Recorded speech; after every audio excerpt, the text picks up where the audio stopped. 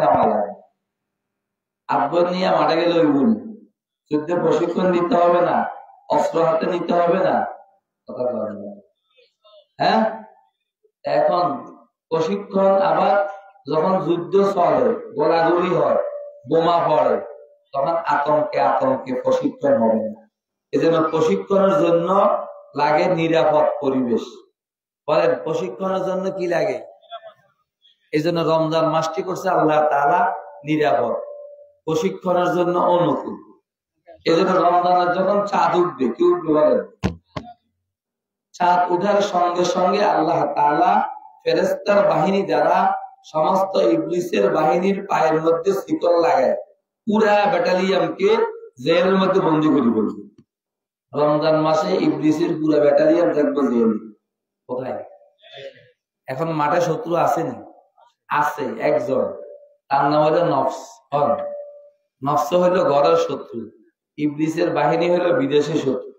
বিদেশি শত্রু আমার হাতের নাগালের বাইরে, ঘরের শত্রু আমার হাতের নাগাল। আমি একটু সচেতন হইলে সে আমার উপরে মাতাব্বরি করতে পারবে না, কিন্তু বিদেশি শত্রু সে আমার হাতের নাগালের বাইরে, পরে আমি কাবু করা সহজ না। এজন্য আল্লাহ তাআলা ইমানদারদের প্রশিক্ষণের স্বার্থে রমজান মাসকে করছেন নিরাপদ মাস। সমস্ত বিদেশি শত্রু ইবলিসের বাহিনীকে ফেরেশতার বাহিনী দ্বারা পায়ের মধ্যে শিকল লাগায় পুরা ইবলিসের ব্যাটালিয়নকে জেলের মধ্যে বন্দী করে ফেলবে। এখন ময়দানে মাঠের মধ্যে শত্রু আছে, কয়জন আছে? কোন সাহেব? একজন। সে একজনের নাম হলো নফস, আমার মন। বলেন না? তাহলে শত্রু মাঠের মধ্যে রমজান মাসে কয়জন থাকে? এখন একজনের লগে যুদ্ধ করি, একজন শত্রুকে পরাস্ত করা, পরাজিত করা সহজ না কঠিন? বলেন না? এজন্য আল্লাহ রাসূল সাল্লাল্লাহু আলাইহি ওয়াসাল্লাম, বাবারা কান খুলে শুনেন, যে নবী তায়েফে মার খাইয়া উম্মতের বদদোয়া দেননি, দিছেননি? কোন তায়েফে মার খাইয়া উম্মতের বদদোয়া দিবেন? উল্টা নেক দোয়া দিবেন, ইয়া আল্লাহ, আবুজা মানুষের বেহুজা আচরণে আপনি ক্ষিপ্ত হয়ে এদের থেকে প্রতিশোধ নেবেন না। এরা আপনার নবীকে চিনতে পারেনি, চিনলে নবীর সাথে দুর্ব্যবহার করতে না। আল্লাহুম্মা হাদি কওমি ফাইন্নাহুম লা ইয়ালামুন, হে আল্লাহ আমার কওমকে আপনি হেদায়েত করেন, এরা আপনার নবীকে চিনতে পারেনি। ঠিক কি কথা বলেন? কিন্তু ওই দয়াল নবী পর্যন্ত যে উম্মত রমজান পাইয়া, বলেন, যে উম্মত রমজান পাইয়া রমজানের মূল্যায়ন করে গুনাহ মাফ করাইতে পারলো না, ওই উম্মতের জন্য মহানবী পর্যন্ত বদদোয়া দিয়েছে। প্রসিদ্ধ হাদিসে আছে, মহানবী রমজান মাসে মিম্বরের প্রথম সিঁড়িতে উঠিয়া আমিন বলছে, দ্বিতীয় সিঁড়িতে আমিন বলছে, তৃতীয় সিঁড়িতে আমিন বলছে। শুনছেন এই হাদিস? এখন সাহাবায়ে কেরাম ব্যতিক্রম কিছু দেখলে জিজ্ঞেস করতে, ইয়া রাসূলুল্লাহ, ইতিপূর্বে কখনো এভাবে জোরে আমিন বলতে আপনাকে আমরা শুনিনি, আজকে যে আমিন বললেন। রাসূল বলছেন যে একটু আগে জিবরিল আমিন আসছে তিনটা বিষয় নিয়ে, এর মধ্যে একটা হলো আপনার যে উম্মত রমজানের মতন গুরুত্বপূর্ণ মাস পাইলো আর এই মাসের মূল্যায়ন করে গুনাহ মাফ করাতে পারলো না, আপনার ওই উম্মত ধ্বংস হয়ে যাক, জিবরিল আমিন ধ্বংস হয়ে যাক বদদোয়া করছে। আমি নবী আমিন বলে এই বদদোয়াকে সমর্থন করছি। বলেন নাউজুবিল্লাহ। এখন রমজান যদি, রমজানকে আমরা মূল্যায়ন না করি, রমজান যদি আমাদের কাছে মূল্য না পায়, তাহলে আমরা কিন্তু মহানবীর বদদোয়ার তলে পড়ে যাব। নবীর বদদোয়ার তলে পড়ে গেলে আমরা হবো অভিশপ্ত। অভিশপ্ত হলে কি হবে? আমাদের সম্পদ থাকবে, সন্তান থাকবে, সম্পদ নিয়ে সন্তান নিয়ে আমরা স্বস্তিতে শান্তিতে জীবন যাপন করতে পারবো না। ঠিক কি কথা বল? এখন রমজান আসলে আমরা কি হুট করে ভালো হইতে পারবো না? এই রমজান আসলে কি হুট করে ভালো হইতে পারবো না? এই জন্য এখন থেকে যদি আমরা 5 ওয়াক্ত নামাজ জামাতের সাথে পড়ার অভ্যাস করি, এখন থেকে, বলেন এখন থেকে কি করি? 5 ওয়াক্ত নামাজ ধরি, এখন থেকে একটু আগে আগে মসজিদে আসি, এখন থেকে একটু তাসবিহ তাহলিল পড়ার অভ্যাস করি, একটু কোরআন পড়ার অভ্যাস করি, একটু ওয়াজ নসিহত শোনার অভ্যাস করি এবং গুনাহ ছাড়ার অভ্যাস করি। রমজান আসলে এতগুলি দায়িত্ব পালন করা আল্লাহ তাআলা আমাদের জন্য সহজ করে দিবেন। ঠিক ঠিক কথা বলেন। আর একটা রমজান যদি আমার শুদ্ধ হয়, এক রমজানের ধাক্কা আমার পুরা জিন্দিগি শুদ্ধ হয়ে যাবে। বলেন, এক রমজানের ধাক্কা আমার কি হবে?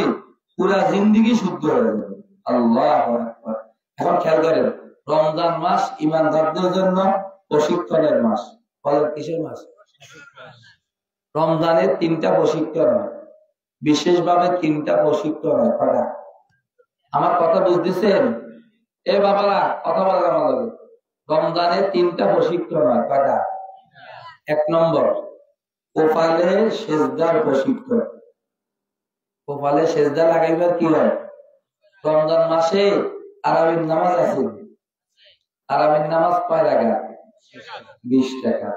আবার তারাবির মধ্যে উত্তম হলো খতমে তারাবি। এজন্য রমজান মাসে রোজা রাখলে রমজান মাসের মূল্যায়ন হয়, আর খতমে তারাবি পড়লে কোরআনে কারিমের মূল্যায়ন। বলেন, কোরআনের মূল্যায়ন হয় কিভাবে? খতমে তারাবি পড়লে। কারণ রমজান মাস কোরআনের মাস, এই মাস কোরআন নিয়ে থাকতে হবে। কোরআনের প্রতি হরফে হরফে, শব্দে শব্দে আমাদের জন্য ইমানি ভিটামিন। এজন্য ইমান রক্ষা করতে হলে ইমানি ভিটামিন খেতে হবে। নজমে নজমস দরবারাত আস্তে বরতর জাপতাব হরফে হরফে উশাফাস তু হুদা বারে রশিদ। কোরআনের প্রতি হরফে হরফে আমাদের জন্য শেফা, আমাদের জন্য রোগের ঔষধ। ঠিক ঠিক কথা। কোরআনের মধ্যে আয়াত আছে, আহাল্লাল্লাহুল বাইয়া ওয়া হারামার রিবা। আল্লাহ তাআলা বেচাকিনাকে হালাল করছে, সুদের কারবারকে হারাম করছে। এই আয়াতটা আসেনি কোরআনে? যখন হাফেজ সাহেব এটা পড়বো, আমরা পিছন থেকে আগ্রহের সাথে শুনবো। এই আয়াতের প্রভাবে আমার আপনার ভিতরে একটা ভিটামিন ঢুকবে।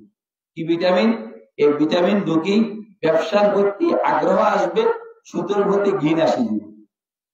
কিসের প্রতি ঘৃণ আসবে? এজন্য ইমানি ভিটামিন না খাইলে ইমান ঠিকানা কঠিন হবে। আস-সারিকু ওয়াস-সারিকাতু ফাক্তাউ আইদিয়াহুমা। আল্লাহ বলে, চোর চুরুনির আটকারি দাও। এই আয়াত আসেনি কোরআন শরীফে? যদি এই আয়াতটা আমি শুনি, এই আয়াতের ভিটামিন ঢুকিয়া চুরির প্রতি অন্তরে ঘৃণা আসি। আয-যানিয়াতু ওয়াজ-যানি ফাজরিদু কুল্লা ওয়াহিদিন মিনহুমা মিয়াতা জালদা।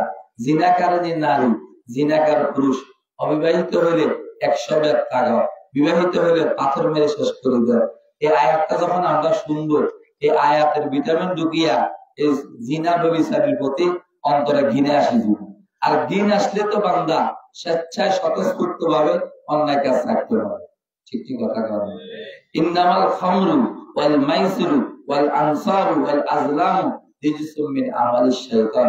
আল্লাহ বলে, মদ, জুয়া, লটারি এগুলি শয়তানি কর্মকাণ্ড। এই আয়াতটা শুনলে এই আয়াতের ভিটামিন ঢুকেই এই সমস্ত কর্মকাণ্ডের প্রতি অন্তরে ঘৃণা আসে। ঠিক কথা। এখন শুধু আলাম তারা লীলাফি দিয়া তারাবি বললে এই পুরা কোরআনের আয়াতগুলি আসবো না, পুরা ভিটামিন ঢুকবো নি, ঢুকবে না। এজন্য দেখেন, রমজানে আমাদের কপালের সেজদার প্রশিক্ষণ চাই। কিসের প্রশিক্ষণ? কম আমার সাথে কম না একটু কথা। কিসের প্রশিক্ষণ চলে? এখন রমজানে আমরা 11 মাসের 5 ওয়াক্ত নামাজ কি মা আপনা বহাল আছে। আবার 20 টাকা করে তারাবি, একদিন 2 দিন না, একটা না 1 মাস। আবার যদি খতমে তারাবি পড়ি, বলেন না, এক সাবের উপরে আরেক সাব। আল্লাহু আকবার। আবার 20 টাকার তারাবিতে সেজদা কয়টা? কম 40টা। প্রতি রাকাতে সেজদা কয়টা? 20 দ্বিগুণে কত? আবার এই 20 টাকার তারাবি একটা না, বিরতিহীন ভাবে যদি এইভাবে করতো, ফজরের আগে দিয়ে 4 রাকাত পড়ে তারাবি, আবার জোহরের আগে 4 রাকাত, আসরের আগে 4 রাকাত, মাগরিবের পরে 4 রাকাত, এশার পরে 4 রাকাত, 4-5 কত? তারাবি সাপটা কমে যেত না। এই সমস্ত যুক্তি চলবে না। রমজান হলো প্রশিক্ষণ। প্রশিক্ষণে কোন রকমের ছাড় দেওয়া যাবে না। ইসলাম ধর্ম সহজ, তবে রমজান কঠিন। ইসলাম ধর্ম কি? ইন্নাদ-দীন ইউসরুন। মানুষ যখন কঠিনের সম্মুখীন হয়, ইসলাম মানুষের জন্য সহজ সমাধান দেয়। আপনি দাঁড়ায় নামাজ পড়তে পারেন না, ইসলাম আপনাকে দাঁড়ায় নামাজ পড়তে বাধ্য করে না। আপনি বসে পড়েন, বসে না পারলে শুয়ে পড়েন। আপনি সফরে আছেন, 4 রাকাত নামাজ 2 রাকাত, সহজ না কঠিন? বলেন না। কিন্তু রমজান সহজ না, রমজান কঠিন। কেন? রমজান প্রশিক্ষণ। প্রশিক্ষণে কোন রকমের দুর্বলতা করা যাবে না। প্রশিক্ষণে কি কোন রকমের কি করা যাবে না? যে দেশের সৈন্যদের প্রশিক্ষণ দুর্বল ওই দেশ দুর্বল। বলেন, যে দেশের সৈন্যদের প্রশিক্ষণ দুর্বল ওই দেশ দুর্বল। যে কোনো মুহূর্তে বিদেশি শত্রুরা দেশ দখল করে ফেলবে। ওরা জানে এই দেশের সৈন্যদের প্রশিক্ষণ পাকা না, এরা আমাদের লোকে যুদ্ধে লাগলে আমাদের সাথে টিকতে পারবে না। ঠিক ঠিক কথা বলেন। এজন্য আমাদের 3.5 বডি, এটা একটা রাজ্য। এই রাজ্য রহমানের দখলে রাখতে হইলে, কার দখলে? এই রাজ্যের রাজধানী হয়েছে এটা বক্ষ। এই বক্ষের মধ্যে একটা চেয়ার আছে যার নাম হলো দিল। কি নাম? এই দিল হলো রাজার চেয়ার। এটা হলো রাজধানী। রাজধানীতে রাজার চেয়ার থাকে। এই চেয়ারে বসার জন্য 2 জন প্রার্থী। কয়জন? একজনের নাম রহমান, একজনের নাম শয়তান। শয়তান হচ্ছে এই চেয়ার দখল করতে, রহমান হচ্ছে এই চেয়ার দখল করতে। এখন যদি আমরা রহমানকে এই চেয়ারে বসাইতে হয়, রহমানের দখলে রাখতে হয় এই রাজ্য, তাহলে আমাদেরকে পাকাপোক্ত প্রশিক্ষণ দিতে হবে। তাহলে এই রাজ্য রহমানের দখলে রাখা যাবে না, এই রাজ্য শয়তানের দখলে চলে যাবে।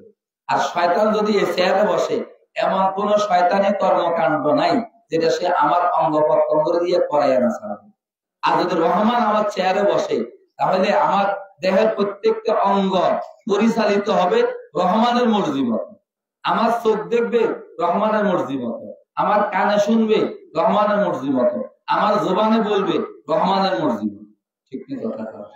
এখন আমরা কি চাই আমাদের এই 3.5 বডির রাজ্য রহমানের দখলে রাখতে চাই না?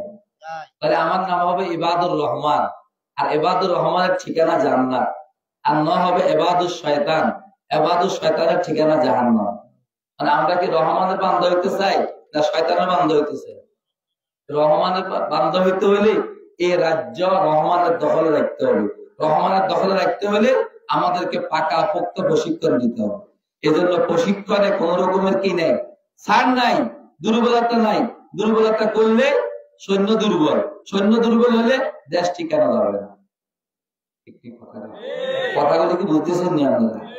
এখন আসেন, রমজান মাসে সারাদিন রোজা রাখলেন, না খাইলেন, ইফতার করি মাগরিবের নামাজটা পড়লেন, পড়িয়ে একটু কাইতেলেন, শরীরটা ভাঙিয়ে আসছে। এখন মনে যুক্তি হইলো এশারের নামাজের ফরজ কয় রাকাত? 4 রাকাত। এখন রমজানের সুবাদে হয়ে যাওয়া দরকার 2 রাকাত। কয় রাকাত? আমরা যে দিনভর রোজা রাখলাম, বাড়তি একটা কষ্ট করলাম, এখন সেই হিসাবে তো ইসলাম ধর্ম সহজ। রমজানের এশার নামাজ হয়ে যাওয়ার দরকার কয় রাকাত? 2 রাকাত। কিন্তু ইসলাম কথা না, রমজান তো প্রশিক্ষণ, এখানে ছাড় নাই। আপনাকে 4 রাকাতে ভরতে হবে, সুন্নতে ভরতে হবে, বিতিরে ভরতে হবে, আবার 20 টাকার একটানা তারাবি নামাজ পড়তে হবে। আবার খতমা তারাবি পড়লে তো নূরুন আলা নূর। ঠিক ঠিক কথা।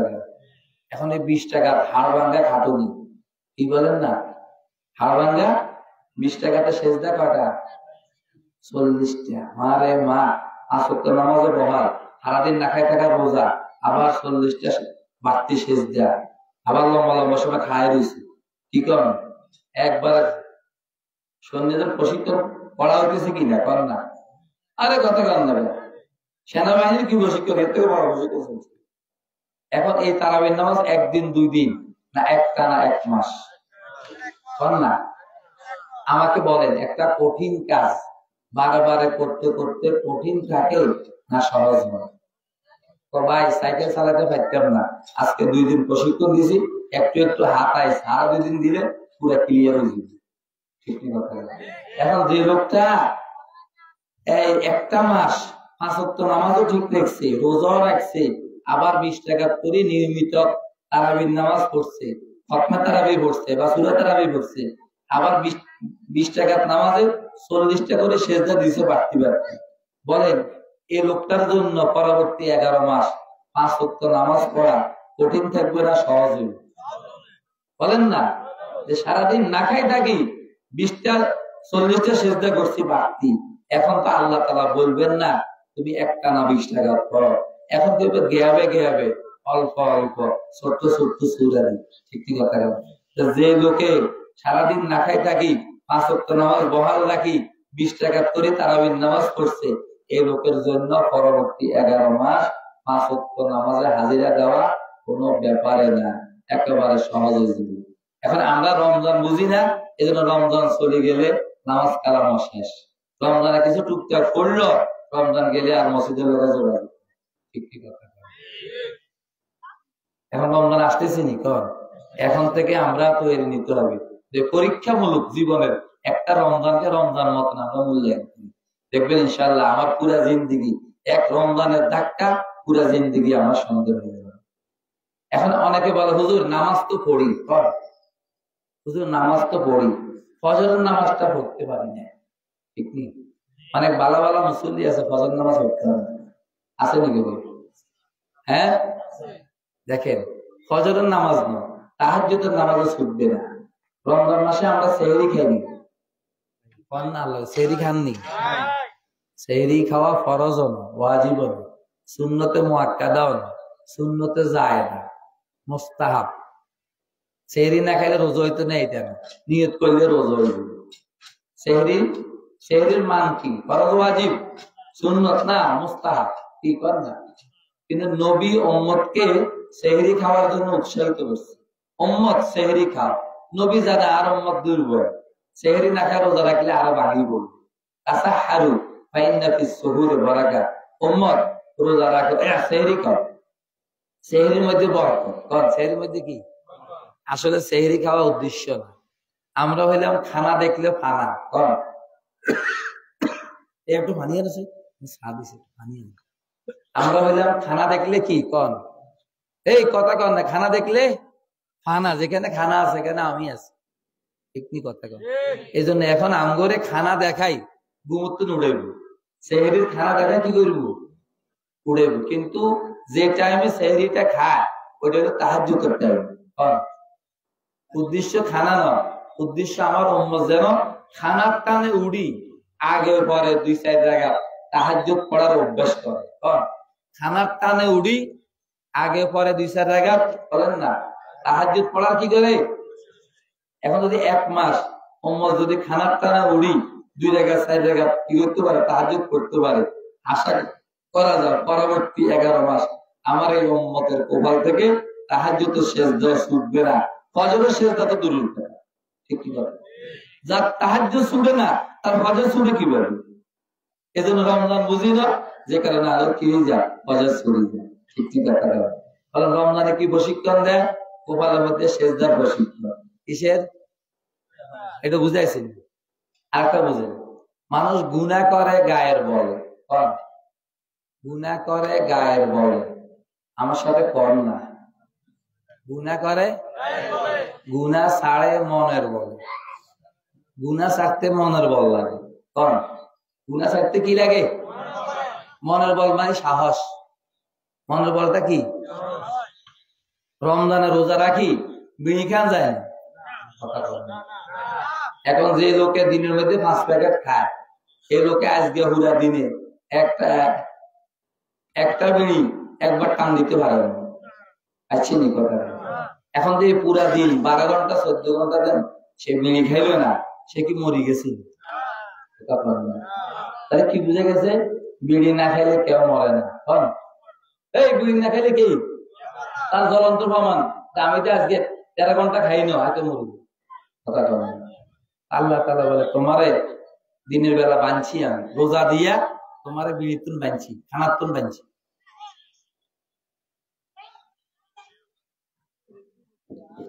আল্লাহ, আমরা এই কথা বুঝতেছি নি বাবা? হ্যাঁ, বলে গুনাহ করে গায়ের বলে, গুনাহ ছাড়ে মনের বলে। এখন রোজা দিছে আল্লাহ বান্দার মনোবলকে বৃদ্ধি করার জন্য। মনোবলটা কি? না খাই থাকলে কেহ মরে না। না খাই থাকলে প্রয়োজন দুর্বল হয়, মরে না। আপনারা শুনছেন এই হয়াতে রোজা রাখি 1ম তারিখে 10 জন মারা গেছে হাতিয়ার মধ্যে, নোয়াখালীতে 20 জন মারা গেছে। আরে কথা বলেন না, তাহলে না খাই থাকলে কেহ মরে না। বল না, পান না করলে কেহ মরে না, বিড়ি না খাইলেও কেউ মরে না, নিজের হালাল বিবির কাছে না যাইলেও তার ক্ষতি হয় না। ঠিক কি কথা? রমজানের দিনের বেলা কামবাব নিয়ে নিজের বিবির দিকে তো চায় না, এতে কি কোনো ক্ষতি হয়েছে? এটা হলো মনোবল। এটার নাম কি? মনোবল। সেটা কি? আমার খানা নাই, হালাল খানা নাই, আমি যদি না খাই থাকি মরবো না, আমার পেট্রিজ আছে, না খাই থাকার কি আছে? হালাল পাইছি খাইছি, হালাল পাই না খাইলাম না, তো পাইছি রোজা, পাইছি রুজি না খাই না রোজা নিয়ত করি বেরবে। ঠিক কি কথা? তাহলে আমার তো না খাই থাকার অভ্যাস আছে, আমার বেশি টাকার দরকার নাই, আমি সরকারি চাকরিজীবী, মাথার উপর দিয়ে 200 টাকা ঘুরে, আমি সেটা দিলে পকেটে ঢুকি দিয়ে এটা আমি রোজা আসিয়ে খাওয়া মিয়া। আমরা তো বিগত 1 মাস আপনাদের হালাল খানা খান না যে আল্লাহর দর, আপনি এখন কোন আকলে হারামটা খাইবেন? আপনার ওই আল্লাহ কি এখন মরে গেছেন? কথা বলেন না। আর আমরা তো আপনার প্র্যাকটিস আছে, না খাই থাকলে যে মরে না, আপনার তো এটার কি আছে? অনুশীলন আছে, প্র্যাকটিস আছে, ট্রেনিং আছে। আপনি এই টাকাগুলি না হইলেও আপনি চলতে পারবেন। ঠিক কি কথা না? এটা না হইলেও চলতে পারবেন, এটা না হইলেও চলতে পারবেন। আপনার এত টাকার প্রয়োজন। যখন এটা বুঝে আসবে তখন সে হারামের দিকে হাত বাড়াইবার সাহস করবে। ঠিক আছে না কথা? আমি আমার হালাল বিবির দিকে তাকাই না রমজানের দিনের বেলা, এক আল্লাহর দর। এখন আমি যদি বেগানা মহিলার দিকে তাকাই না তাকাই, এতে আমার কোনো ক্ষতি হবে না। আমার তো এটার কি আছে? প্র্যাকটিস আছে, ট্রেনিং আছে। ঠিক কি কথা বলেন? তো মানুষ গুনাহ করে গায়ের বলে, গুনাহ ছাড়ে মনের বলে। আর রোজা আসছে মনোবল বৃদ্ধি করার জন্য। মনোবলটা কি? তোমরা পুরা দিন না খাওয়াই রাখছি, এতেও একটা অভিজ্ঞতা হয়েছে, না খাই থাকলে কেন মরে না। তুমি বিড়ি খাই নিয়া, তুমি যে সারাদিন বিড়ি খাও নে, তুমি তো মরনি। এখন রাতের বেলা না খাইলেও মরতে না, দিনের বেলা তোমারে আমি বানছি, রাতের বেলা তুমি তোমারে বানো। ঠিক কি কথা?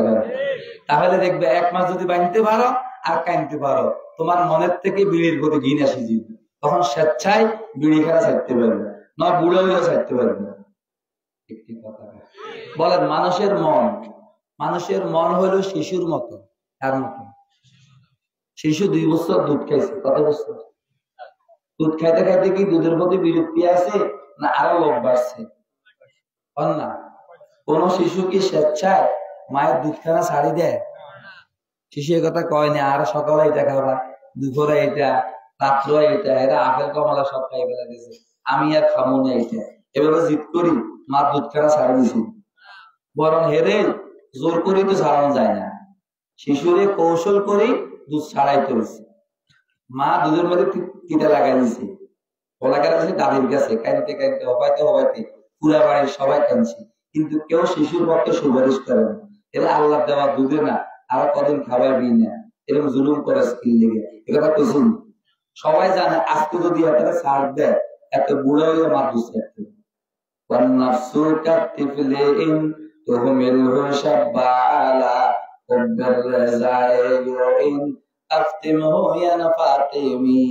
কিন্তু যখন কয়েকদিন তারা বাঁধিয়ে রেখেছে, মা দুধের মধ্যে টিকা লাগাইছে, কাইনতে হবাইতে আস্তে দুধের টক চলিয়েছে।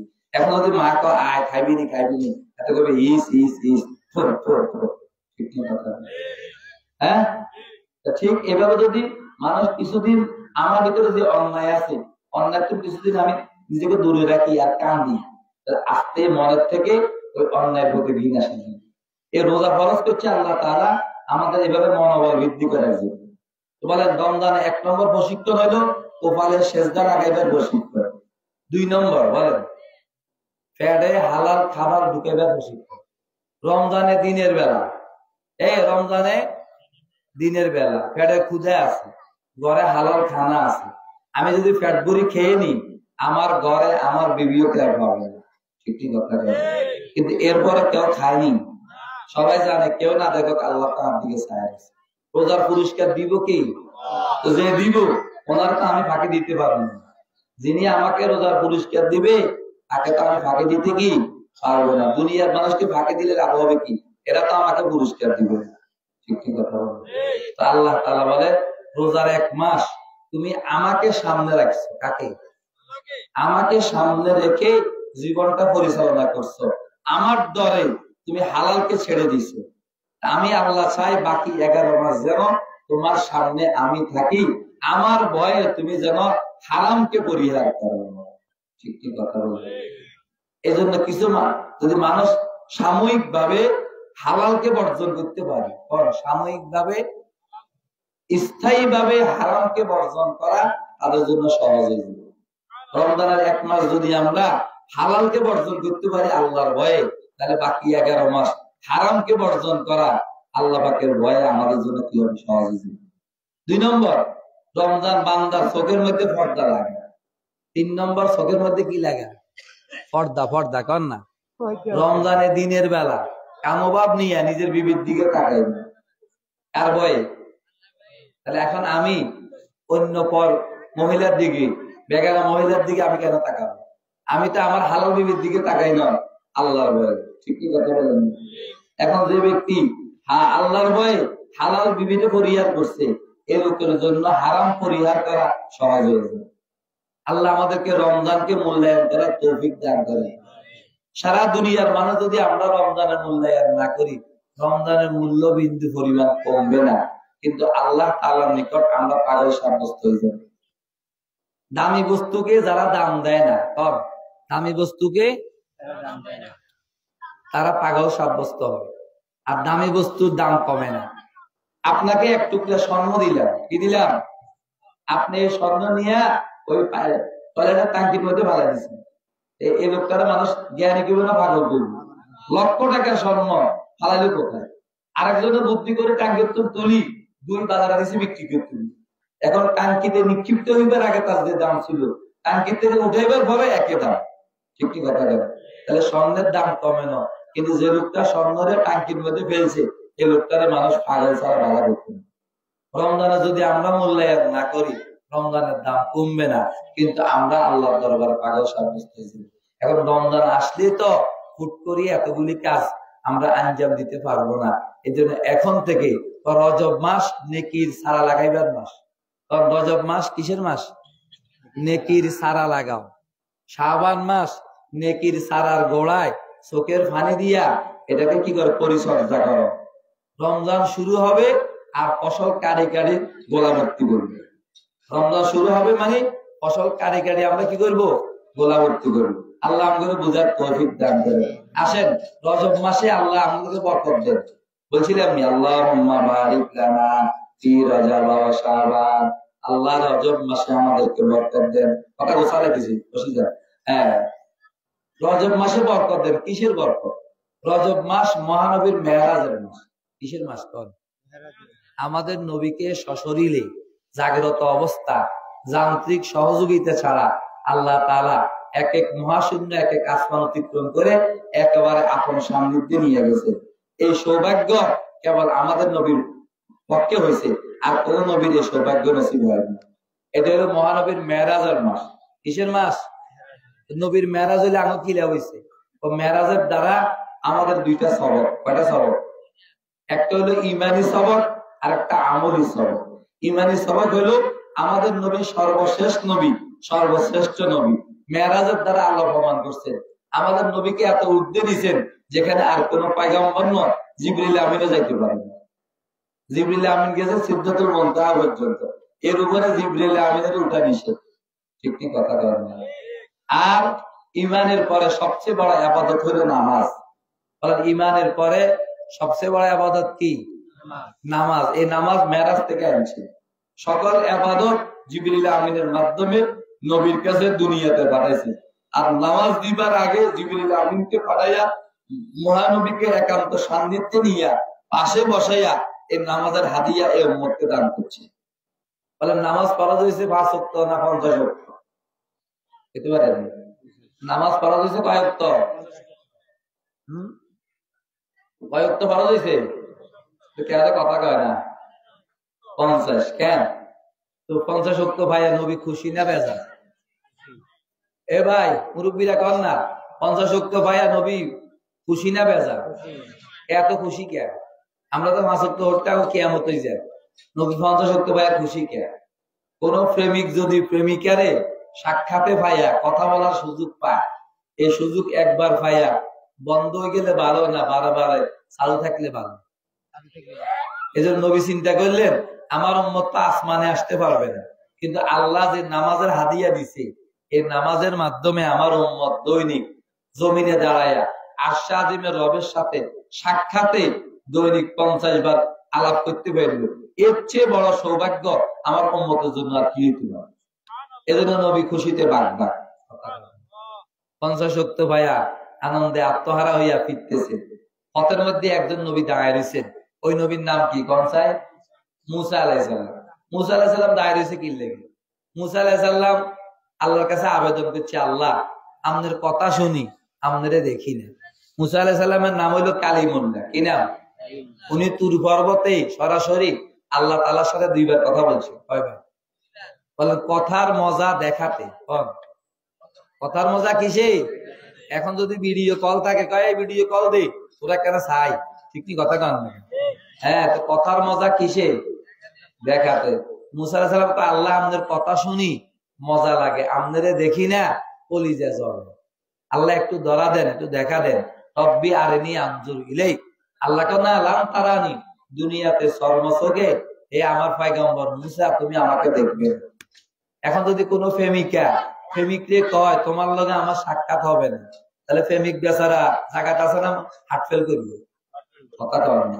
এজন্য আল্লাহ তাআলা বিষয়টাকে লাঘব একটু হালকা করার জন্য বলছেন, ওয়ালাকিন ইনজুর ইলাল জাবাল, হে আমার পয়গম্বর মুসা তুমি তুর পর্বতের দিকে তাকাও, তুর পর্বতে আমি আমার নূর ঢালবো। আল্লাহ তাআলা 70,000 পর্দার ভিতরের থেকে সামান্য নূর ঢালছেন। কোথায়? তুর পর্বতে। তুর পর্বত যদি আমার নূরকে সইতে পারে, হয়তো আপনারা কপাল খুলতে পারে, আপনি হয়তো আমারা দেখবেন।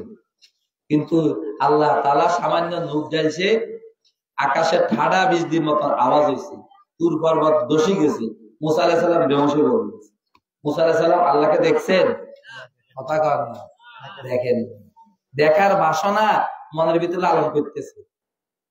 এজন্য মুসা আলাইহিস সালাম খবর পাইছেন আখিরি নবীকে আল্লাহ তাআলা দাওয়াত দিয়া একান্ত সান্নিধ্যে নিয়া সাক্ষাৎকার দিবে। আমি যদিও আল্লাহকে দেখি না, যে পয়গম্বর আল্লাহকে দেখি আসতেছে আমি ওনাকে একটু ভালো করে দেখি। যে নবী আল্লাহকে দেখি আসতেছে আমি ওনাকে দেখে নিব। এই সুবাদে মুসা আলাইহিস সালাম পথের মধ্যে দাঁড়ায় রয়েছে। জিজ্ঞেস করলেন, হে শ্রেষ্ঠ নবী, আল্লাহ সান্নিধ্যে গেলেন, আল্লাহ কি দিছে, কি পাইছে? দিছে আল্লাহ আর উম্মতের বাসায় দিছে, বাসায় 50। কত? দেখছেন? মুসা আলাইহিস সালাম হে শ্রেষ্ঠ নবী, নবীদের ধারাবাহিকতা আল্লাহ আমাদের আগে বাড়াইছে দুনিয়া, আমরা উম্মত চালাইছি, উম্মত চালাইবার একটা অভিজ্ঞতা আছে। আমার উম্মতের উপরে 2 ওয়াক্ত নামাজ ছিল। কয় ওয়াক্ত? এই 2 ওয়াক্ত পড়াই তো আমি হিমশিম খাই গেছি। আমাদের উম্মত তো এবার দুর্বল, হিরাইল্লা, এরা দুনিয়াতে গেলে খালি নামাজ নিয়ে হলবো। এটা চাষবাস নাই, ক্ষেত কৃষি নাই, এদের চাকরি বাকরি নাই, ব্যবসা বাণিজ্য নাই, হদ্দারি মাতবারি নাই। এত ব্যস্ততার ভিতর দিয়া এরা দৈনিক 50 বার মসজিদে হাজিরা দেওয়া, এটা কিছুতে সম্ভব হবে না। আপনি যান, কিছু ছাড় লন, কি লন? মুসা আলাইহিস সালাম আমাদের প্রতি সদয় হইয়া আমাদের নবীকে এই পরামর্শ দিচ্ছে। পরামর্শটা আমাদের নবীর কাছে মনোভূত হয়েছে। কি কথা? তো উনি গেছে আর কত কমাইছে? কত কমাইছে? আবার ফিরছে, এবারে জায়গা খায় রয়েছে। কি হুজুর কি খবর? মাছ কমাইছে। কইতো না, যান আবার যান। এভাবে সলাই 9 বার ফাটাইছে। খবর না 5 নং 45 মাইনাস আর রয়েছে কত? এবারও মুসা আলাইহিস সালামকে আবার যান, আরো কিছু ছাড়ল। আমাদের নবীকে, হুজুর আমি মুরগি মানুষ, আপনার কথায় 9 বার দেখছি, আপনি আর উপরে আর ফিরি করিয়েন না, আর শরম লাগে। কি লাগে? কিনলে শরম লাগে। আমার একটা অভিজ্ঞতা হয়েছে, প্রতিবার কমাইছে কত, আর এখন রয়েছে মাত্র 5। এবার গেলে যদি এই 5ও মাফ হয়ে যায়, আমার উম্মত যে জমিনে দাঁড়াইয়া আরশে আজিমের রবের সাথে সাক্ষাতে কথা বলার একটা সুযোগ পাইছে, এই সুযোগ থেকে তো চিরতরে বঞ্চিত হয়েছে। এই জন্য আমরা মুরব্বী মানুষ, আপনার কথা আর রাখতে পারতেছি না। এটা আমি আল্লাহ আওয়াজ দিকে, আমার হাবিব আপনার যেখানে শরম, আমার সেখানে কলম। এবার আপনি আইলো আর আমি কমাতে। তবে আমি যে প্রথমে ঘোষণা করছি 50, আপনার উম্মত প্র্যাকটিক্যালি পড়বো 5 ওয়াক্ত, আমি কিন্তু সব দিতেই 50 ওয়াক্তরে পড়বো। আমাদের বুঝার বিষয় হলো কমাইছে কত? 45। কমাইছে বেশি না রাখছে বেশি? কেন কমাইছেন বলেন? সংসারের ঝামেলার অজুহাতে। দুনিয়াতে আসলে আমরা সংসার থাকবো, আমরা হাজারো থাকবো ব্যস্ততা, এটারে সামনে রেখে আল্লাহ তাআলা 45 কি দিয়েছেন কর মাইনাস করছে। এখন যারা আমরা এই 5 ওয়াক্ত পড়তে পারি না সংসারের জামিলার অজুহাতে, এরা কি আজীবন সংসারে থাকবো না একদিন ইচ্ছা অনিচ্ছা সংসার ছাড়ানো লাগবে? এদিন নামাজ ছাড়া কি হবে? এই কথাটা একটু মাথার মধ্যে রাখেন, ভাবে ঠিক ঠিক কথা বলেন। আল্লাহ, নামাজ দৈনিক কবার পড়তে হয়? 5 বার, পার না? একটু পরে একটু আগে আমরা একটু নামাজ পড়ছি, এশার নামাজ। এশার নামাজ হলো মরার প্রস্তুতি। অনেক মানুষ রাত্রে ঘুমের ঘরে মরে রয়েছে, এরকম কাহিনী আছে। আমি যে আজকে ঘুম যাবো, বেয়ানে উঠতে পারবো, কোনো গ্যারান্টি আছে? এখন আল্লাহ তাআলা বুদ্ধি করি শুইবার আগে নামাজ দিছে। নামাজ তো জমিনের বান্দা জমিনে দাঁড়ায় আশা আজমের রবের লগে সাক্ষাতে কথা বলে। বান্দা যখন বলে আলহামদুলিল্লাহি রাব্বিল আলামিন, আল্লাহ বলে হামিদানি আব্দি, আমার বান্দা আমার প্রশংসা করছে। বান্দা কয় আর রহমানুর রহিম, আল্লাহ কয় আসনা আলাইয়া আব্দি, আমার বান্দা আমার গুণগান গাইছে। বান্দা কয় মালিক ইয়াউমিদ্দিন, আল্লাহ কয় মাজ্জাদানি আব্দি, আমার বান্দা আমার মর্যাদা বয়ান করছে। বান্দা কয় ইয়াকা না'বুদু ওয়া ইয়াকা নাস্তাইন, আল্লাহ একমাত্র আপনার ইবাদত করি, আপনার কাছে সাহায্য চাই। আল্লাহ কয় হাযা বাইনি ওয়া বাইনা আব্দি, এটা আমার মাঝে বান্দার মাঝে ভাগাভাগি। ইয়াকা না'বুদু বান্দার দায়িত্ব, ওয়া ইয়াকা নাস্তাইন আমি আল্লাহর দায়িত্ব। বান্দার দায়িত্ব একমাত্র আমার ইবাদত করা, আমি আল্লাহর দায়িত্ব আমার ইবাদতকারী বান্দাকে সাহায্য করা। ঠিক ঠিক কথা কয়। এখন বান্দা সাহায্য চাও, কিসের সাহায্য? আলামা তাস্তাইনু ইয়া আব্দি, বান্দা কয় ইহদিনাস সিরাতাল মুস্তাকিম, আল্লাহ ছিলাম জান্নাতে, কোন জান্নাতে? আমরা ছিলাম কোথায় গো? জান্নাতে। আসি এখন দুনিয়া। দুনিয়া হলো বস্তি এলাকা, কোন? যে কোনো মুহূর্তে এখান থেকে আঙ্গুল উচ্ছেদ করা হইব, তাড়াই দিব, দিবনি কথা কয়। আমরা থাকেন নদীর মাঝ গেলে, চারিদিক দিয়ে নদী, পুরা পৃথিবী পানির মধ্যে ভাসমান। আল্লাহর কুদরতে পানির মধ্যে ভাসতেছি আমরা। ইশারা দিলে আবার কোন এলাকা সুনানি হইলে আস্তে জমিন ডুবি যায়, কারণ নিচে তো পানি। তখন এই পানির উপর তাকিয়ে আমরা কিভাবে নাফরমানি করি। কখনো যদি ভাবি সময় দরিয়া লই যায়, বাড়িঘর লইছে, আমরা যে পৃথিবীতে আছি যত শক্ত ফাউন্ডেশন দিয়া আমরা বিল্ডিং করি না কেন, এটা বস্তি এলাকা। বস্তি এলাকা যারা থাকে ওদের পায়ের তলা মাড়িও নেই, ওরা ঝুপড়ি করে থাকে। কোন সময় সরকার এখানে কোনো প্রকল্প করবো, বিল্ডিং করবো, তখন বস্তি করে তোমরা এখান থেকে চলে যাও, জায়গা খালি করে দেবো। ঠিক কথা। তো আল্লাহ, আমরা আছি বস্তি এলাকাতে, যে কোনো মুহূর্তে এখান থেকে আমাদেরকে উচ্ছেদ করা হবে। তো উচ্ছেদ করলে আমরা মাথা গোজাবো কোথায়? আমাদের একটা ঠিকানা আছে, কি আছে কন? আমাদের বাবার বাড়ি কন, দাদার বাড়ি কন, জান্নাত। কোথায়? ওই জান্নাত থেকে আমরা আইছি দুনিয়া। এখন ওই জান্নাতে পুনরায় কিভাবে ফিরে যাব? ফিরে যাওয়ার কোনা কন্যা ফট্টা করে বাতাই দেব। ইহদিনাস সিরাতাল মুস্তাকিম। উদাহরণ দিই, বুঝবেন। এক বাবা ঢাকা শহরে থাকে বস্তি এলাকায়। কোথায়? কই থাকে? না দিয়ে খেয়াল করেন, কথা শেষ। কই থাকে? বস্তি এলাকা। ফুটপাতে ব্যবসা করে, রতে কামায় ফেড়ে খায়, শেষ। 20 বছর পর্যন্ত আছে ঢাকা শহরে, এক ডিসিম জমিন কিনতে পারেন। ছেলে একটাকে মেট্রিক কিনতে পড়াইছে। এখন ছেলের মাথা কিছু বুদ্ধি শুদ্ধি ঢুকছে। ছেলে তো আমার বাবা আজ 20 বছর এখানে, এক ডিসিম জমিন কিনতে পারেনি। থাকি আমরা বস্তি এলাকাতে, পায়ের তলে আমাদের মারি নেই। এখন যদি সরকার এখান থেকে আমাদেরকে উচ্ছেদ করে দেয়, বাবা যদি মরি যায়, তা আমরা কোনায় যায় মাথা গোজা? এখন বাবার কা বাবা শুনছি নাকি দাদার বাড়ি হাতিয়া অমুক জায়গাতে, আপনি এই হয়াতে আর একটু নিলেন না, দাদার বাড়িটা চিনাইলেন না, চাচাকে যেটাকে ভাইরা আরে আপনারা হিসেব কথা কইন না, শেষ পর্যায়ে না বেজা লাগে দিয়ে আপনারা এদিকে তো হিসেব করেন, মসজিদে হিসেব করেন। এই সময়ে আজ 20 বছর পর্যন্ত আপনি কখনো আমাকে নিলেন না, দাদার বাড়িটা কোথায় পরিচয় করাইলেন না, চাচাকে জেডাকে। সেখানে বেরে আপনারও একটা কি আছে, বিড়া আছে, ওই বিড়াটা শনাক্ত করাইলেন। এখন ছেলে বাবার উপরে চাপ সৃষ্টি করছে, আব্বা আগামীকাল আপনার ব্যবসা বন্ধ রাখেন, আমাকে নিয়ে চলেন, হাতিয়া চলেন, দাদার বাড়িটা চিনেন।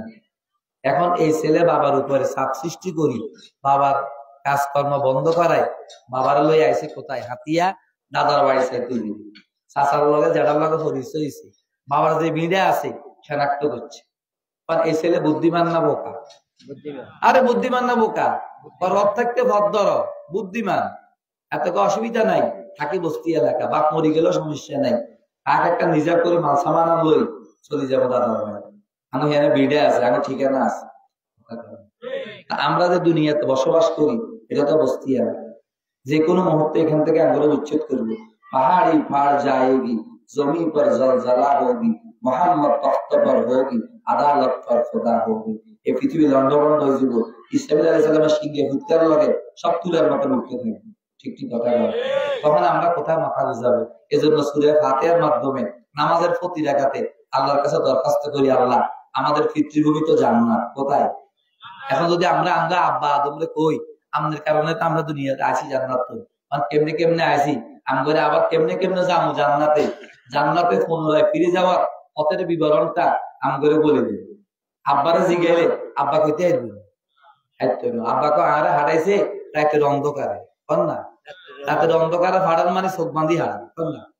চোখ বাঁধি হারাইলে কেমনে কেমনে আইসে কইতে আসবেন। ছোটবেলা দেখছি যে বাড়িতে বিলে বেশি হয় তো মুরব্বীরা ফলা বাইতে বুদ্ধি দিত, বিলে বকুন্ড বস্তার ঢুকাই একবারে হাজিয়া বাজানি ছাড়ে দিস। ঠিকই কথা কেন কি লেগে যেন ওইখান থেকে পুনরা বাড়িতে আসতে কি আব্বা আদমকে আরো তো হারাইছে চোখ বাঁধি হারানোর মতো, এমনি কেমনি আসে আয় নিজে কইতে যে আল্লাহ হারাইছে এই আল্লাহ হক ছিলেনি। এই জন্য নামাজের ভিতরে সবাই ধরা হে আল্লাহ, আল্লাহ আঙ্গো বাবার বাড়িতে জান্নাত, আসি আমরা দুনিয়াতে বস্তি এলাকাতে, এখান থেকে তাঙ্গর তাড়াই দিবেন, তাড়াই দিলে আমরা কিভাবে মাথা বোঝাবো? এই জন্য দয়া করি দাদার বাড়িতে পুনরায় ফিরে যাওয়ার কোনা কুনিয়া সংক্ষেপ করতে আঙ্গুরে বাতাই দেবে, এটা না হলে ইহদিনাস সিরাতাল মুস্তাকিম। ঠিক কি কথা জানো? এই যে আমি আমার যেখানে বসছি এখান থেকে এই যে ফিলারটা আছে না, এই খুঁটি আছে না, এই যে খুঁটি, এটা এখানে পৌঁছার তিনটা পথ আছে, কটা পথ? একটা এই বরাবর যাই এদিকে গুনলেন, একটা এই বরাবর যায় এদিকে গেলেন, একটা এই কোনা কুনিয়া গেলেন। কোনটা সংক্ষেপ? কোনা কুনিয়াটা সংক্ষেপ ও সরল। সিরাতাল মুস্তাকিম মানে জান্নাতে পিতৃভূমি, জান্নাতে পুনরায় ফিরে যাওয়া, কোনা কুনিয়া সংক্ষেপ পথটা বলে রাখেন। আল্লাহকে সংক্ষেপ পথের ব্যাখ্যা দেয়, কি দেখো একটু ব্যাখ্যা দিয়ে বুঝা, ব্যাখ্যা। দুনিয়া আমাদের স্বদেশ না বিদেশ? কথা তো এটা স্বদেশ না বিদেশ? যারা দেশ স্বাধীন করছে তারা কই? এতারা তো আঙ্গরে দেশ দিয়ে চলে গেছে আরেক দেশে। ঠিক কি কথা বলেন? তাহলে এটা আমাদের স্বদেশ না, এটা আমাদের বিদেশ, কর না? দুনিয়া স্বদেশ না বিদেশ? বিদেশ। স্বদেশ কোথায়? জান্নাত। স্বদেশ কোথায়? মুসাফির হার কুজা বাসত দিলস মাইলে ওয়াতন দারাদ, চুবুলবুল দরে কফস বাসদ দিলস মাইলে চমন দারাদ। মুসাফির যেখানে থাকুক তার মনের আকর্ষণ থাকে বাড়ির দিকে, কোন দিকে? স্বর্ণ দিয়ে তার বানাইছে, তার দিয়ে খাঁচা বানাইছে, খাঁচার ভিতরে বুলবুল পাখিরে বন্দি করি, তার সামনে দুধ কলা পরিবেশন করছে। এই দুধ কলা সুস্বাদু খাবারে তার মনে কোনো স্বস্তি শান্তি নেই। সে কিভাবে এই পিঞ্জিরা থেকে মুক্তি পাবে? আর তার স্বজাতি স্বগোত্রীয় ভাইয়েরা যে স্বাধীন বনভূমিতে স্বাধীনভাবে বিচরণ করতেছে, সেখানে কিভাবে ফিরে যাবে সবসময় তার এই টেনশন। তো দুনিয়া আমাদের কি কর? বিদেশ। তো যারা বিদেশে যায় কর, বিদেশিরা দুই দল, কয় দল? একদল বিদেশে যায় দেশের কথা বলি যায়, আসেনি এরকম হতভাগা? এই দেশের লোক মানুষ হয়তো বার্মা আর কান, সেখানে যা বিয়ে শাদী করি ওইখানে প্রতিষ্ঠিত হয়ে যেত, দেশের মা বাবার কথা বলে যেত। এর নাম হচ্ছে বার্মার দামিশ। কর হ্যাঁ, এরকম এক ছেলে গেছে বিদেশে, এখন তার বাবার জিজ্ঞেস করে আপনি হুদ্দে গেছে বার্মা, কি খবর? কইয়ের নেই যে বার্মার দামিশ, বার্মা যা আঙ্গ ব্যাগের বলছি। ঠিক আছে না কথা? দোয়া করে দেবো শেষ পর্যায়ে আমরা বিরক্ত হন নাকি? আর কিছু লোক আছে গেছে বিদেশে, সকালে খবর লো, বিকালে খবর লো, বিদেশে দেহটা আছে, মনটা বাইরে হয়ে গেছে। তো আল্লাহ দুনিয়ার বিদেশিরা দুই দল, একদল এই দেশে আসিয়া জান্নাতের বাড়ির কথা মুহূর্তের জন্য ভুলেন না। এরা কারা? সিরাতাল্লাযীনা আন'আমতা আলাইহিম মিনান নাবিয়্যিনা ওয়াস সিদ্দিকিনা ওয়াস শুহাদা'i ওয়াস সালিহিন। আরেক গোষ্ঠী দুনিয়াতে আসি জান্নাতের কথা ভুলে গেছে, গায়রিল মাগদুবি আলাইহিম ওয়ালাদ-দাল্লিন। এরা ইহুদি খ্রিস্টান। আল্লাহ হেদের মতন আমাদেরকে বিদেশি বানায়েন না, নবীদের মতো সিদ্দিকদের মতো আমাদেরকে বিদেশে বানান, দুনিয়া তাকিয়ে যেন জান্নাতের বাড়ি কেমনে আবাদ করবো সবসময় আমরা এই টেনশনে থাকি। ঠিক ঠিক কথা বলেন। সিরাতাল্লাযীনা আন'আমতা আলাইহিম গায়রিল মাগদুবি আলাইহিম ওয়ালাদ-দাল্লিন। এতটুকু বান্দা পড়ছে, আল্লাহ লাকা মা সাআলতা ইয়া আবদি, এ আমার বান্দা নামাজের ভিতরে তুমি যা যা দরখাস্ত করছো তোমার দরখাস্ত মঞ্জুর করে দিচ্ছি। এখন বলেন এশার নামাজের মাঝে সূরা ফাতিহা পড়া হয়েছে নি? তাহলে আল্লাহর সাথে কথা হয়েছে। এখন যদি রাতে আমি মারা যাই, মরি যাবো কার কাছে? আল্লাহর কাছে। যে আল্লাহর কাছে মরি যাবো, ওই আল্লাহর লগে তো একটু আগে এশার নামাজের মাধ্যমে কথা হয়েছে। এখন এই রাত্রে আমি মরি গেল, আমার কোনো ভয় না, টেনশন। সকালবেলা ঘুমোতে উঠলে নামাজ একটা আসেনি, কি নামাজ? কেন পড়ি? রাত্রে মারা গেছিলাম, সকালে আল্লাহ তাআলা আমাদের হারানো জীবনটা পুনরায় দিচ্ছেন, ফেরত দিচ্ছেন, এটা শুকরিয়ার জন্য ফজর নামাজ পড়ি। ঠিক কি কথা? রাত্রে মারা গেছিলাম, সকালে আবার নতুন করে জীবন ফিরে দিচ্ছেন, শুকর আদায় করলাম। সকাল থেকে জোহর পর্যন্ত লম্বা সময়, নেকি কামাইয়ের সময়, হ্যাঁ টাকা কামাইবার সুযোগ, আলাদা এই সুযোগ দিছে, এটা শুকরিয়ার জন্য জোহরের নামাজ। জোহরের নামাজ পড়ি, খাওয়া দাওয়া খাইয়া একটু বিশ্রাম করছি, যেন একটু আল্লাহ তুমি দূরে সরে গেছি, একটু ক্ষতি হয়ে গেছে। আসর নামাজ পড়ি, ক্ষতিপূরণ দিল, পুরা দিনের নিয়ামত দ্বারা উপকৃত হইলাম, এটা শুকরিয়ার জন্য মাগরিবের নামাজ পড়ি। একজন মানুষ বলেন দৈনিক কমপক্ষে 5 বেলা খায়, কয় বেলা? সকালবেলা ঘুমের থেকে উঠছে, 2টা বিস্কিট খাইছে, 1 গ্লাস পানি খেয়েছে, 1 বেলা হয়েছে না? 8টা-9টার দিকে ভারী নাস্তা খাইছে, জোহরের পরে তৃপ্তি সহকারে খাইছে, আসর পরে 2টা পেঁয়াজু খাইছে, 1 কাপ চা খাইছে, এসার পরে ফ্যাট বড়ি খায়, নাক ডাকে ঘুরে গেছে, কয় বেলা হয়েছে? এই 5 বেলা তো শরীরের খোরাক, রুহের খোরাক, এই জন্য রুহের খোরাক আল্লাহ করছে 5 বেলা। কয় বেলা? সকালবেলা ঘুমোতে উঠছেন, 2 দ্বিগুণে 4 রাকাত পড়েন, জোহরের সময় বেশি করে খাইবেন, নামাজও বাড়াই দিছে, বিকালে হালকা নাস্তা করবেন, নামাজও কমাই দিছে, মাগরিবের সময় 1 রাকাত বাড়াইছে, এসার সময় আবার ফ্যাট বড়ি খাইবেন, আবার নামাজও বাড়াইছে, তাহলে ব্যালেন্স ঠিক থাকবে। ঠিক নি কথা? আল্লাহ আমাদের বোঝার তৌফিক দান করুন। আর একটা কথা কই শেষ, এই যে আমরা এশার নামাজ পড়ছি, এশার নামাজে ফরজ কয় রাকাত? এই যে কান আছে না, কান চতুর্দিকের আওয়াজ শুনি, যারা এশার নামাজ পড়লো কানের নিয়ামত শুকর আদায় করবে। এরপরে কোন নামাজ? ফজর। ফজরের ফরজ কয় রাকাত? এই যারা ফজর পড়ছে নাকের নিয়ামত শুকর আদায় করছে। নাকের কাজ 2টা, সুবাস দুর্বাস, সুগন্ধ দুর্গন্ধ, এটা আমরা উপলব্ধি করি কি দিয়ে? নাক দিয়ে। এরপরে কোন নামাজ? জোহরের ফরজ কয় রাকাত? এর নাম কি? জিহ্বা। জিহ্বার কাজ 4টা, তিতা, মিঠা, সুকা, লোনা। জিহ্বা এত বড় কম্পিউটার, দেওয়ার সঙ্গে সঙ্গে রিপোর্ট পেশ করে। বৈজ্ঞানিকের আবিষ্কৃত কম্পিউটারও এত নগদ রিপোর্ট দিতে পারে না। ঠিক কি কথা বলেন? জিহ্বা কই দেয় তিতা, এই মিঠা কয়নি? যারা জোহর পড়ছে জিহ্বার নিয়ামত শুকর আদায় করছে। এবারে কোন নামাজ? আসর নামাজের ফরজ কয় রাকাত? পুরা দেয়া যে চামড়া আছে, চামড়া ত্বক, এর কাজ 4টা, শক্ত, নরম, ঠান্ডা, গরম। হাত লাগাইলে বুঝি, পা লাগাইলে বুঝি, পেট লাগাইলে বুঝি, পিঠ লাগাইলে বুঝি, বুঝেনি? যারা আসর নামাজ পড়ে পুরা দেহের ত্বকের নিয়ামত শুকর আদায় করে। এরপরে কোন নামাজ? মাগরিবের ফরজ কয় রাকাত? দেহের সবচেয়ে নাজুক অঙ্গ হলো চোখ। ঠোঁটটা অঙ্গ কি? চোখের মধ্যে বালু পড়লে যেন পাহাড় ভাঙি বসে। ঠিক কথা বলেন? হ্যাঁ, এই জন্য এই চোখরে আল্লাহ তাআলা হেফাজত করছেন। চোখরে ঢুকাইছে পাহাড়ের গুহার ভিতরে, এটা হলো পাহাড় আর এটা হলো গর্ত। চোখরে ঢুকাইছে গর্তের ভিতরে, যাতে ঝড় তুফান আইব, পাহাড়ের উপর পাহাড় আক্রান্ত হইব, বান্দা যেন চোখটাকে নিরাপদ। ঠিক কথা কারণ। আর এই হাড্ডি বেশি শক্ত চোখে হেফাজত করার জন্য। চোখের উপর দিয়া অটো গেট লাগাইছে, কি লাগাইছে? কি লাগাইছে? আমার মাথার মধ্যে বস্তা, দোনো হাত এখানে আটকানো, রাস্তা দিয়ে হাঁটতেছে, ধুলাবালু আসতেছে, চোখ বন্ধ করবেন কেমনি? এই জন্য আল্লাহ গেট লাগাইছে, অটো গেট।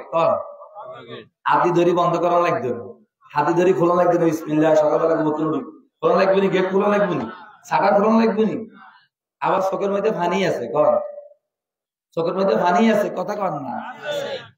চোখের পানি লোনা, কড়া কড়া, নাকের পানি শুকে, কানের পানি তিতে, মুখের পানি মিলে, 4 নদীর পানি 4 রকম। চোখের পানি কি? লোনা, কড়া। কড়া কেন? চোখের মধ্যে বিষাক্ত কীট পতঙ্গ পড়ে। চোখের পানি লবণাক্ত হওয়ার কারণে পোকা পড়ি, পোকা মারা যায়, বান্দার চোখে ইনফেকশন হবে না। আবার বান্দা রোগে শোকে কাঁদে, বারবার চোখে দিয়ে অশ্রু পড়ে। যদি এই অশ্রুটা মিঠা হইতো তাহলে অল্পতে বান্দার চোখে ইনফেকশন যেত। এখন লোনা পানি যতই পড়ে বান্দার চোখে কি হয় না, ইনফেকশন হয়। ঠিক কি কথা বলে? আবার লোনা পানি ময়লা কাটে, বান্দা আল্লাহর ভয়ে কাঁদছে, বান্দার চোখের কোটার মধ্যে মাসির পর পরিমাণ পানি আছে, বান্দার উপরে 7 জাহান্নামের আগুন হারাম হয়ে গেছে। ঠিক কি কথা বলে? আমি গুনাহ করছি, আমার ভিতরে পেরেশান লাগে, আবার লগে লগে আপনি কাঁদেন, আপনার চোখে দিয়ে পানি পড়ক, আপনার আগুন নিভে যাবে। প্রত্যেকের বাড়িতে একটা একটা ফায়ার সার্ভিস আছে। কি আছে? Fire service. ফায়ার সার্ভিস আরেকজনের ভাই, আমার বাড়িতে আগুন লেগেছে, হে যদি আপনার প্রতি আন্তরিক না হয়, আইতেছি করতে করতে আপনার সব জ্বলে যাবে। ঠিক কি কথা কর? এই জন্য আল্লাহ তুমি গুনাহ করছ, তোমার ভিতরে পেরেশানি লাগে, ভিতরে আগুন শুরু হয়ে গেছে, তুমি আবার কান্না শুরু করো, আবার তওবা করো, আবার কান্দাকাটি শুরু করো, তোমার আগুন নিভে যাবে। তোমার ফায়ার সার্ভিস তোমার ঘরে আছে। ঠিক ঠিক কথা কর।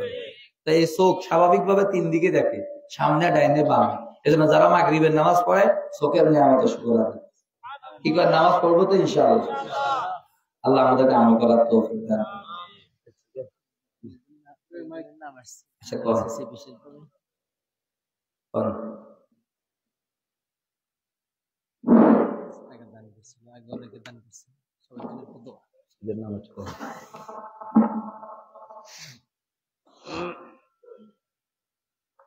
দেশে বিদেশে সবার জন্য আল্লাহ মাহফিলের আগে মাশাআল্লাহ। সম্মানের উপস্থিতি, আমরা আমাদের জীবনে বিশেষ করে সুন্দর স্তরের মানুষ অনেক ওলামায়ে কেরামের বয়ান আমরা শুনছি না? আজকেও শুনছি, একটু দেশ কমাছে তো কি কারণ যদি আর 1 ঘন্টা সময় পেতেন আরো আগ থেকে, আমার মনে হয় যেন ইনশাআল্লাহ আরো বেশি ফায়দা হতো। আলহামদুলিল্লাহ, এত সত্য এই গভীর রজনীতে যে কথাগুলি বলেছেন আমরা বুঝতে পেরেছি। পুরো 1 ঘন্টার আলোচনার মধ্যে আল্লাহ মেহেরবানি একটা কথা আমরা হয়তো পাই নাই। কি কারণ ওই হাল্লা চিল্লা হাল্লা বহুবার শুনেছি, সারা রাত্র ভরে, সকালবেলা জিজ্ঞাসা করলে মুসলিম বলতে পারলে কি শুনছি। আলহামদুলিল্লাহ, মনে হয় আমাদের ক্লাস করছেন, সবক পড়াইছেন, এমন কিছু করার আমরা পাইছেন ইনশাআল্লাহ। আল্লাহ তাআলা আমাদেরকে কথাগুলোর উপরে আমল করার তৌফিক দান করুন। হুজুরকে আল্লাহ তাআলা সুস্থতার নিয়ামত দান করুন। ইলমে আমলে আল্লাহ তাআলা তারাক্কি নসিব করুন। এখন হযরত দোয়া করবেন, বিশেষ করে এই সুন্নতসর এখানে একটা নতুন মসজিদের সাথে সাথে একটা মাদ্রাসা প্রতিষ্ঠিত হয়েছে। আমরা দোয়া করি আল্লাহ তাআলা এই মাদ্রাসাটাকে তারাক্কি দান করুন, দিন দিন আল্লাহ আরো উন্নতি নসিব করুন। এই মাদ্রাসাকে আল্লাহ তাআলা বড় মাদ্রাসা হিসেবে কবুল করুন। বিশেষ করে হুজুরের আগেই আমাদের হাতিয়ারি একদম পরিচিত ব্যক্তি মাওলানা ইলিয়াস সাহেব যে কালেকশন করেছেন, অনেকেই 1000 টাকা, 2000 টাকা, 500 টাকা এইভাবে দান করেছেন। আলহামদুলিল্লাহ, অল্প মানুষের ভিতরে পর্যাপ্ত কালেকশন হয়েছে, এটা আমরা ধারণা করিনি। সকলে দোয়া চেয়েছেন, বিশেষ করে মিরাজ দুবাই প্রবাসী, এইভাবে মায়াদ্দিন কালাম নাজি, একজন মহিলা ইউনুসের মা, এভাবে অনেকেই আলহামদুলিল্লাহ দোয়া চেয়েছেন। মাইয়ুদের জন্য দোয়া হবে। হুজুর মুসাফির মানুষ আহলুল্লাহ হযরত আমাদের জন্য দোয়া করবেন, হাতিয়াবাসীর জন্য দোয়া করবেন। হাতিয়া চতুর্পাশে নদী ঘেরাও একটি দ্বীপ। হাতিয়ার মানুষ ওলামা একরাম ভক্ত, আলেম ভক্ত, মাদ্রাসা মসজিদ ভক্ত, দূর দূরান্ত থেকে সারা বছর এই দ্বীপে হক্কানি ওলামা একরামের আগমনের বরকতে আলহামদুলিল্লাহ সারা দেশের মধ্যে বৃহত্তর নোয়াখালী একটি দ্বীপ হাতিয়া। এই হাতিয়ার মা বোনদের মধ্যে আজও সারা দেশকে জড়িয়ে দিলে যথেষ্ট পর্দা প্রসিদা এবং হাতিয়ার মানুষ যথেষ্ট দিন প্রিয়, দাওয়াত ও তাবলীগ হইতে হক্কানি ওলামা একরামের সোহবত, মাদ্রাসা, মসজিদ, দ্বীনি লাইনে আগানো আছে ওলামা একরামের দোয়ার বরকতে। আজকে আমরা পরিশেষে এই মাহফিলের শেষ প্রান্তে সৈকত নামে এক ভাই বিদেশে আছে, দোয়া চেয়েছে, সকলের জন্য আমাদের দোয়া করবেন। দোয়ার মাধ্যমে ইনশাআল্লাহ মাহফিল সমাপ্তি হবে। এখনই দোয়া দিচ্ছি। ইরাজ ভাই দোয়া চেয়েছে। আল্লাহ আল্লাহুম্মা সাল্লি আলা মুহাম্মাদ। اللهم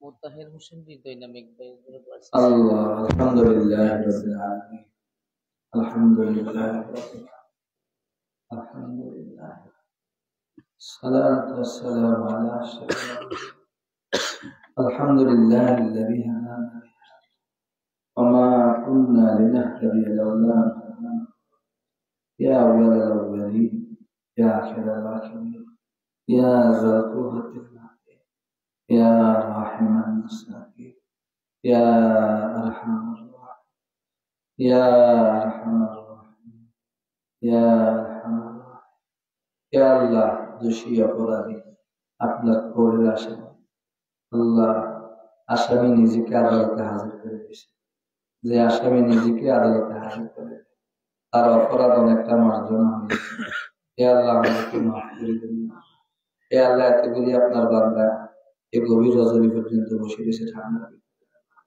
এরা কি আপনার কাছে গুনাহ মাফ চায় আল্লাহ আমাদেরকে মাফ করে দিন আল্লাহ আমাদেরকে মাফ করে দিন اللهم رحمتك فلا تكلني إلى نفسي يا من لا تضره ولا تنقصه فهب لي ما لا ينقص واغفر لي ما لا ينقص وجز رحمة فناه نستيا وجز غفران سهارا نستيا আল্লাহ আপনার রহমত ছাড়া আমাদের বাঁচার উপায় নেই আল্লাহ আমাদেরকে মাফ করে দিন আমাদের মেহেরবান আব্বা আম্মাকে মাফ করে হে আল্লাহ এই মাহফিলে আপনার বান্দা বান্দীরা স্বতঃস্ফূর্তভাবে দেশ বিদেশে দান করেছে আমার কাছে অনেক আনন্দ লাগছে আল্লাহ ওনাদের এই দানকে কবুল করে অনেক কষ্টের রুজির দান আল্লাহকে কবুল করে আল্লাহ আসমানে জমিনে বিপদ থেকে হেফাজত করে আল্লাহ সুস্থতার নিয়ামত নসিব করে আল্লাহ হালাল রুজি রোজগার বেশি থেকে বেশি বরকত নসিব করে প্রত্যেকের ঘরে শান্তি রহমত বরকত দেয় প্রত্যেকের আওলাদ রিজকে দিনদার পরেশগার মানে প্রত্যেকের আওলাদের মধ্যে থেকে হক্কানি রহমান হে আলেমে সিলসিলা জারি করে দেয় হে আল্লাহ আমাদের গুনাহের কারণে আমাদের অদস্ত বংশধরকে বরবাদ করিয়ে অদস্ত বংশধরের বিরোধ কারণে আমাদেরকে সমাজে কাটু করিয়ে अल्लाही तू शाहिन शाहिद अल्लाही दूसरा तुझसा कहा नहीं कादिर अल्लाही कोई तुझसा नहीं आजिज अल्लाही कोई तुझसा अल्लाही हम सभी मोहताज तेरे अल्लाही हम सभी मोहताज तेरी अल्लाही बख्श दे माँ बाप मेरी अल्लाही रख मेरे औलाद को शाद न होने दे गुनाहगारी में बर्बाद अल्लाही या अल्लाही बाहर हाले कोई मुश्किल कुशाई तुई कादिर जलीलुल्लाह जमादा बाहर हाले तुई मौला नगादा अल्लाही आसरा रखता तो तेरा तू कर दे खात्मा बिल खैर मेरा दिले मगमूम को मसरूर कर दे दिले बेनूर को पुरनूर कर दे दिले मगमूम को मसरूर कर दे अल्लाह हमारे चिंतित दिलগুলি আনন্দিত করে দে আমাদের অন্ধকার দিলগুলিকে আলোকিত করে দে दिले मगमूम को मसरूर कर दे दिले बेनूर को पुरनूर कर दे फरोजा दिल में शमे दूर कर दे एगोशा नूर से मामूर कर दे माई वहदत किला महमूद कर दे मोहब्बत की निशे में चूर कर दे अल्लाह मजीदना वला तनकुसना या अल्लाह আমাদেরকে বাড়ায় দেন ইলম বাড়ায় দেন আমল বাড়ায় দেন ইখলাস বাড়ায় দেন দেহের শক্তি বাড়ায় দেন রূহের শক্তি বাড়ায় দেন वला तनकुसना अल्लाह कमाइना व আকরিমনা আল্লাহ ইজ্জতে জিন্দেগি দান করেন अपमान अवगस्त करिए ना अपमान हवा लगे दर्द काला मदद जाए वाकरिमना वला तुहिन्ना वाआतिना वला तहरिमना वासिरना वला तुसिर अलैना वारदिना वरद अन्ना اللهم إنا نسألك الهدى والتقى والعفاف والغنى. اللهم إنا نسألك العفو والعافية والمعافاة الدائمة في الدنيا والآخرة. ربنا آتنا في الدنيا حسنة وفي الآخرة حسنة وقنا عذاب النار.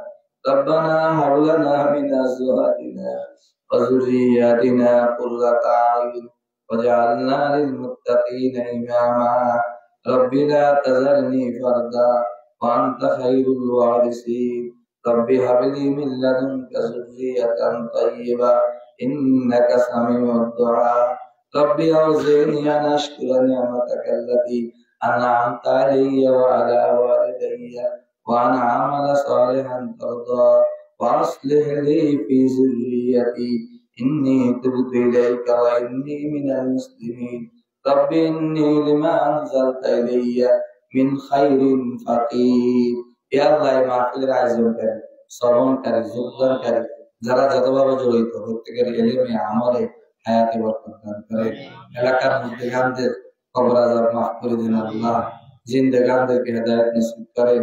মা বোনদেরকে বাহায়া বা ফরদা বানায়া দেন। বাকি জিন্দেগি আপনার মর্জি অনুযায়ী কাটাইবার তৌফিক দান করেন। জানি না কার মনে কি পেরেশানি দূর করেন, কার মনে কি নেক বাসনা কবুল করেন। আল্লাহ আমাদের দেশকে হেফাজত করেন, মুসলমান জাতিকে হেফাজত করেন। সারা দুনিয়ার মুসলিম মুসলমানদেরকে জুলুম থেকে উদ্ধার করেন। কাফের বেঈমানদেরকে যারা মুসলিম বিদ্বেষী আল্লাহ তাদেরকে কুদরতি হাতে দমন করেন। আল্লাহ আমাদের দোয়া দরখাস্ত কবুল করেন। সাল্লাল্লাহু তাআলা আলা খায়রি খালকিহি মুহাম্মদ ওয়া আলিহি ওয়া আসহাবিহি আজমাইন। আমিন ইয়া রাব্বাল আলামিন বিরহমাতিকা ইয়া আরহামার রাহিমিন। আসসালামু আলাইকুম।